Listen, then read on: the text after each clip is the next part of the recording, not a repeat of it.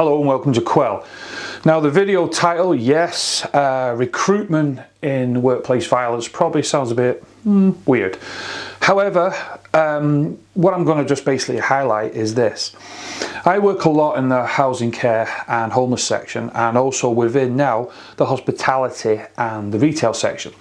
And what I find very interesting is a lot of them senior management say to me it's very hard to get staff. We already know it's very hard to keep staff. That's why I did a video on retention there some months back. But when it comes to recruitment, and I do say to a lot of staff, well, okay, then, well, what are we recruiting for? And they'll say they do this role, this role, this role. I say, okay, that's no problem. And it's not my speciality, but what I have learned myself over the years and vast experience within workplace violence is that staff now, especially now, want to feel safe, which is understandable.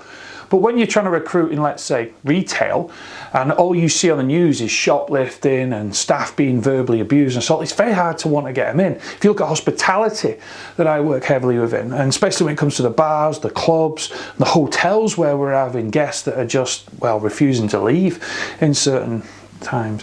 But then even when you look at the housing and care sector and homeless that's bracketed in there now, I've got staff that go out lone working a lot on their own, and they've got to rely on devices, or they've got to rely on their colleagues and their own experiences. So what I try to encourage a lot of the clients we have is to think about, well, when we're recruiting, how are we going to get that across to that potential employee, a potential staff member, that if you come and work for this organisation or this sector, that you are going to feel safe. And I go right down to the basics as always. Let them know how, if they're working in hospitality or retail, they're going to get training in how to engage with people, how to resolve problems or issues. I'm not on about customer service. I'm more on about if they're dealing with an aggressive individual where communication is very tough or is not getting through, so how did they get themselves out of that situation? Or then you can go on the other side when we work with government agencies, or we work with the councils, or we work with homeless and care or lone workers as a bracket.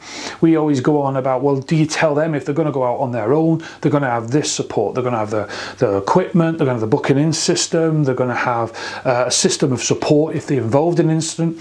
And that's what I try to say when you're recruiting potential staff. That employee wants to feel safe. Yes, we understand the money, we understand bonuses, perks of a job, a car if you're lucky these days with tax, thanks government.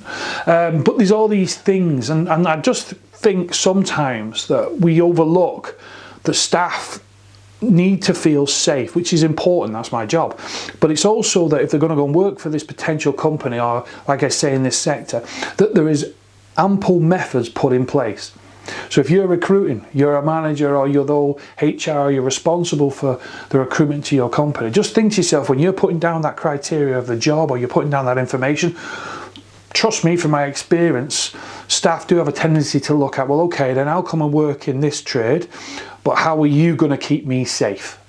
And that's important, even down to the points of highlighting if you're working in a scheme or a shop that you are, or even obviously a bar or hotel type establishment, that there's going to be CCTV there, and we're there to help you in the event of a situation.